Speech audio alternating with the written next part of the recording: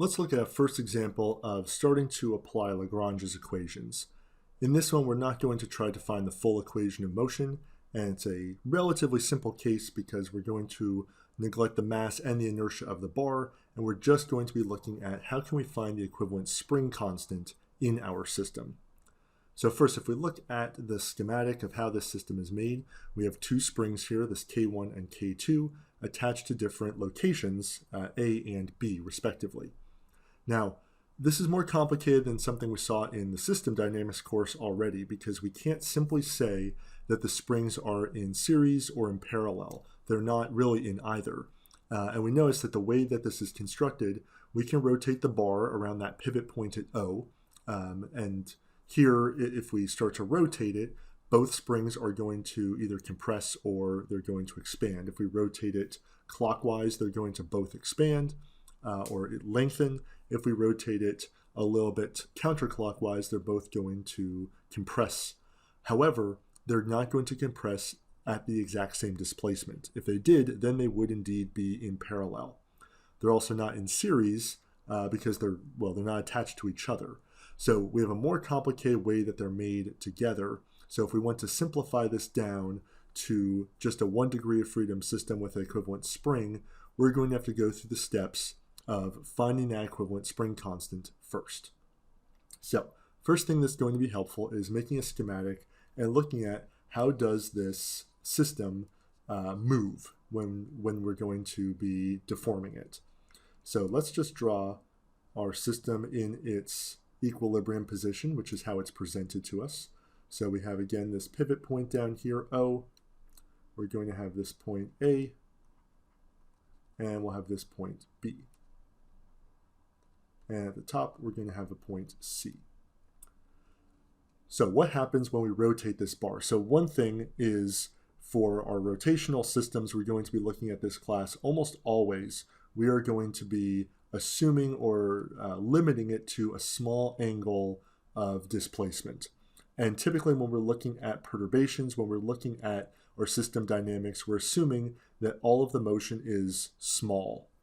Now, small is a very vague term, but once we have large displacements, some of the analysis we do is not going to really work anymore, especially for rotational systems where we're going to see by assuming small angles of displacement, we are able to avoid using trig terms, whereas at some point for larger angles of rotation, we should not be ignoring those trig terms anymore. So that's going to become evident right away as we go through this problem. All right, so if we take this bar and we actually rotate it, I'm going to draw it in its rotated position, or in a rotated position. So out here. So what happens, we're going to say that we're going to be moving it by an angle of theta, or rotating it by an angle of theta here. And I'll just say that theta is clockwise for this example. Now, if it was counterclockwise, what we're doing is still going to work, but I'm going to measure here, theta is positive clockwise. All right, so what happens is when we rotate this, well, point A is going to rotate and move to the right. B is also going to rotate and move to the right. I'll move B a little bit further down here. And C is going to also rotate and move to the right. But we are going to be assuming small angles of rotation, meaning that we assume that all points are going to move linearly and tangent to that circle. So A is going to move by, we assume here, just to the right to a new point A prime. And B is going to move to the right to a new point we'll call B prime, and C will move to C prime. Right, so this is, because we're assuming a small angle of rotation, that is why we can say that all of these points move only to the right. Even though in reality, yes, they are going to rotate. So B prime should be a little bit lower, C prime should be a little bit lower, A prime is going to be a little bit lower. But for small angles, more or less most of the motion would just be to the right and only a little bit down. So this is an assumption, this is a limitation that we are making.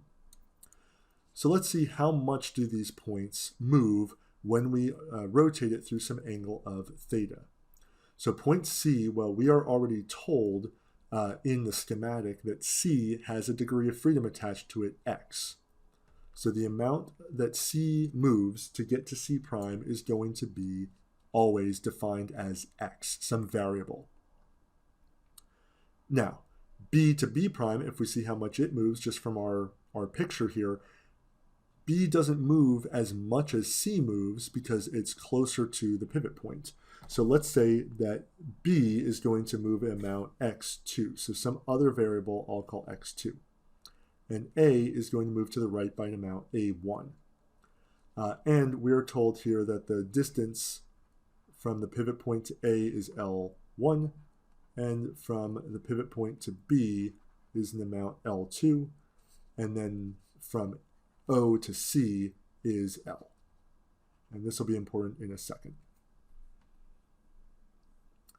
Now, so I did make my own schematic down here, but again, I'm including the equilibrium position and then the rotated position, which is going to help us in writing our T and our V. In this case, we were not going to need T, we're just going to use V. With our schematic drawn, we are going to be able to start to write our energy equations. We are only in this one going to be looking for equivalent stiffness, and we'll see why in a minute that we're only going to need to derive V and not T. T, the kinetic energy, is going to be associated with equivalent mass, and equivalent stiffness is going to be associated with V. So what we need to do here is look at all of the elements in our system that are going to contain or store potential energy. So one, we are ignoring the mass of the bar, so the gravitational potential energy is not going to come into play here. But we are going to have two elements that contain spring potential energy, K1 and K2. So we are going to need to include both of those elements as we derive this V equation. So let's start with K1. So we need to, in this equation, have all of the spring potential energy that's stored in K1. Well, we know from Newtonian physics that the spring potential energy is 1/2 kx squared generically, where x is going to be the deformation of the spring from its equilibrium position. So a nice thing about using energy equations is that typically everything is going to be positive, because if a spring is put into tension, it contains stored energy in its tensile form, but also if we compress it, it stores the same amount of energy, because that deformation, whether it's positive tensile, negative compressive, gets squared. So making sign errors becomes a little bit harder to do when we are in making our Lagrange's equations. All right, so it's 1/2 times the spring constant of just K1 is K1. So again, we're going element by element, and in the end, we're going to get the equivalent spring constant of our system. So for now, that's the spring constant of just spring K1. And then we need to know the amount that that spring has deformed, and we're going to square it. So it's 1/2 kx squared. All right, so that spring in its neutral position, if we see here, when x1 is 0, then K1 is in its natural length. It's in equilibrium. It's not deformed. It's not extended. It's not compressed. But here, when A moves in this picture from A to A prime, it moves by an amount x1, which means that the spring K1 has deformed by x1. So the deformation in spring K1 is going to be x1, and then we square it. So this is the spring potential energy just in K1. Now, what would happen here if, let's say, theta were negative, which means we took this and we rotated it counterclockwise? Well, now x1, since we're defining it, really here I should say what's the positive sense of these things.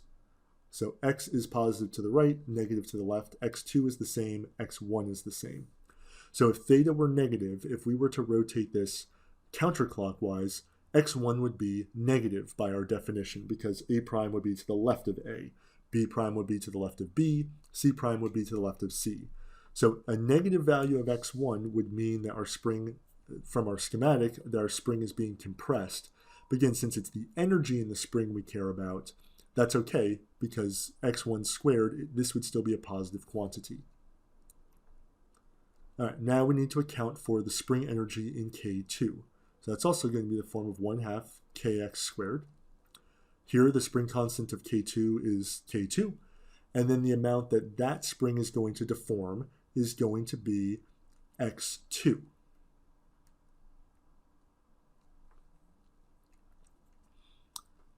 Right? And those are the only things that contain potential energy in our system, in this very simple system here.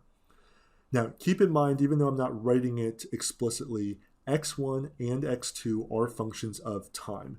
Because if we imagine what's going to happen here, this little rod, if we start to rotate it counterclockwise and we let go of it, the springs are going to pull it to the left, and it's going to keep rotating counterclockwise, clockwise, counterclockwise, clockwise. So the values of x1, x2, x, theta, all of those change over time. Okay, so we have our v expressed in these convenient degrees of freedom, x1 and x2. But if we reread the statement, we want the spring constant defined with respect to x, which is really the motion of point C. Now, we could also derive this in terms of x1, in terms of x2. We're going to see in following examples, when we are developing the entire equation of motion, how this comes into play. But for right now, we're just going to go with x as our desired degree of freedom to track. This turns out to be a 1 degree of freedom system, independent degree of freedom system, because actually if we know theta or x1 or x2 or x, we know all of them. Or we could define an infinite number of other degrees of freedom that are also going to be dependent on any other degree of freedom that we could choose. So these are all made out of convenience. So we're going to need to express v in terms of x, but we're going to need some steps before we can do that. So we are going to need to relate these convenient degrees of freedom to our desired degree of freedom. So in this example, we can do that. Again, because we're using small angles of displacement, we are assuming that these are normal to the direction of travel. That C to C prime is purely to the right, B to B prime, A to A prime, same idea.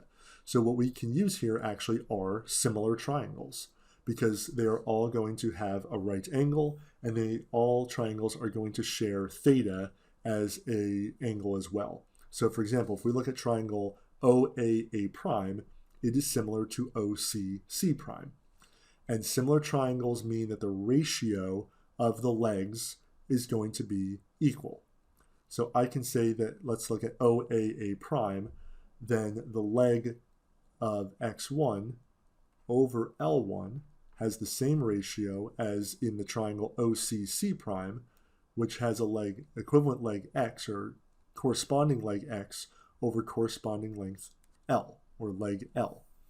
Right, so the smaller triangle to the bigger triangle, because of similarity of the triangles, those ratios must be equal.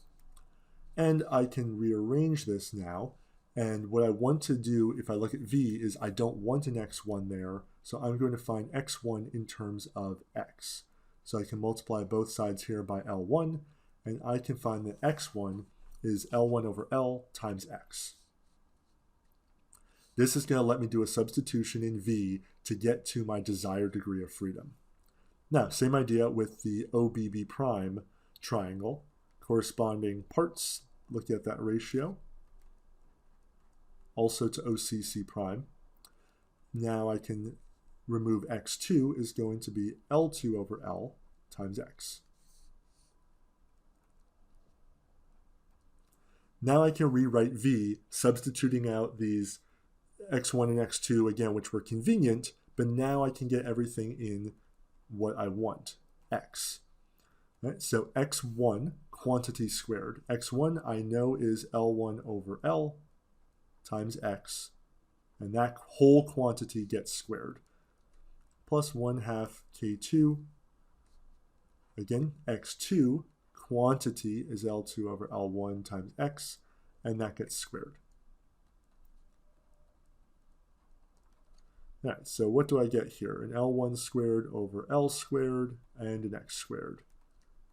If I distribute that squared, an L2 squared over L squared, x squared. Right, so again, now v is expressed only, the only variable here, the only time variable is x. What I'm going to do is rewrite this in a specific way So I'm going to actually pull that 1/2 out, and on the inside I'll be left with a k1 L1 squared over L squared plus a k2 and L squared over L squared, L2 squared over L squared, and I'll also pull out that x squared. Right, so I just rewrote what I had above, but I pulled a 1/2 out in front, and I pulled an x squared out on the right, and I have stuff that's inside. It's going to turn out that if we can write our v in this way, where there's a 1/2 in front and then x squared at the end, and we'll see it's similar for t, a 1/2 in front and x dot squared at the end, it's going to turn out that the stuff inside, that coefficient inside, is the equivalent spring constant for our system with respect to that degree of freedom. And where is this coming from? Well, looking ahead and also looking a little bit behind, what we're going to be doing is we're going to take partial v, partial x as part of that Lagrange equation. So we're going to need to do a partial differentiation on the v that we just created. So first of all, writing it this way is going to be convenient because typically the v is going to have an x squared term in it. So what happens when we do this is the only thing that has an x in it is the x squared. This is a partial derivative, so x squared, when we take the first partial derivative, the 2 comes out in front and we're left with just an x. So we get a k1 L1 squared over L squared plus k2 L2 squared over L squared x. And as we will see, this is the k equivalent. So for this problem, we find, I'm just writing it as k down here, even though really it is k equivalent, that the k equivalent for this system, when we use x as our degree of freedom, is this quantity, k1 L1 squared over L squared plus k2 L2 squared over L squared. And then that will get multiplied by the x. Again, in this example, we're not going through the full equation of motion, but we're going to see in subsequent examples that this will then factor into our complete equation of motion for our system with respect to our variable. Again, I'll point out here we were instructed to use x in the problem statement as our degree of freedom we wanted to track, but at this step, once I get everything in terms of x, I already know how x relates to x1, how x relates to x2 with those geometric equations. So if I really wanted to, I could substitute in and do everything in terms of x1 and get my v that way. I could substitute x for x2, rewrite my v, and get it that way. We will typically find that our equivalent spring constant is different depending on the degree of freedom that we're tracking, because the equation of motion is going to be different depending if we're tracking x or x1 or x2. But yeah, I just would keep pointing out that for these dependent degrees of freedom, we can switch between them. The reason that we want everything in terms of 1 is when we do this differentiation step, we are only going to differentiate with respect to a one independent variable or one independent degree of freedom. In this case, that degree of freedom was x.